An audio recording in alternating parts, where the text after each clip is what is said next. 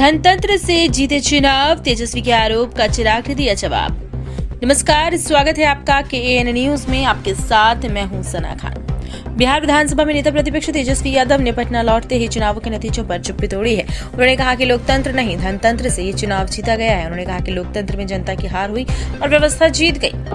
आप सब लोगों को सबसे पहले नव वर्ष की शुभकामनाएं हम लोग देते हैं। हम लोग जान रहे हैं कि पिछले साल जो है चुनाव जो है संपन्न हुआ है और पिछले चुनाव में लोक हारा है और तंत्र जीती है।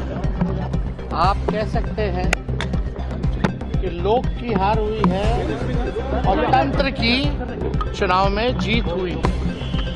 जनतंत्र को इन लोगों ने धनतंत्र और मशीन तंत्र बना दिया है। तेजस्वी के इस बयान पर अब केंद्रीय मंत्री और लोक जनशक्ति पार्टी के राष्ट्रीय अध्यक्ष चिराग पासवान ने पलटवार किया है।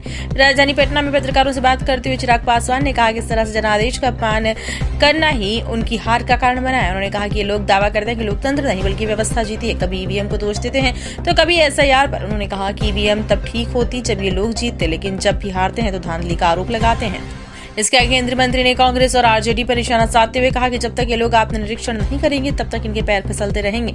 जनादेश का इस तरीके से अपमान करना ही इनके जनादेश चोरी का कारण बना है। जो ये वोट चोरी की बात करते हैं ना, इनका आधार चोरी हो गया, इनका जनाधार चोरी हो गया। और उसका कारण ही यही रहा है कि जिस तरीके से ये लोग लोकतंत्र नहीं तो तंत्र जीता, कभी आप EVM पे ठीकरा फोड़िएगा, कभी आप SIR पे, ये सारी वो व्यवस्था है जो अगर आपके लिए सही साबित होती है तो ठीक, बट अगर नहीं तो फिर गलत। EVM से जब ये लोग अपने राज्यों में अपनी अपनी जगह पे जब कांग्रेस सरकार बनाती है, जीतती है, तो वो ठीक रहता है, पर जहाँ हार जाती है तो वहाँ पे घपलेबाजी हुई है। जब तक ये लोग खुद बैठ के मंथन नहीं करेंगे, इनके पाँव से जमीन खिसकती जा रही है। और आज से नहीं, 2010 से खिसक रही है ये। 2005 के बाद जो जनादेश NDA को 2010 में मिला था, उस वक्त पता चल गया था कि राजद और कांग्रेस कहाँ पे हैं। 15 में मुख्यमंत्री नीतीश कुमार जी नहीं होते तो कभी रिवाइव नहीं होती, और 2020 में अगर यूनाइटेड NDA रहता, हम अलग चुनाव नहीं लड़ते, तो कभी राजद रिवाइव नहीं होती। तो ये तो अपना जनादेश, अपना आधार, इनके पांव के तले की जमीन पूरी तरीके से खिसक चुकी है।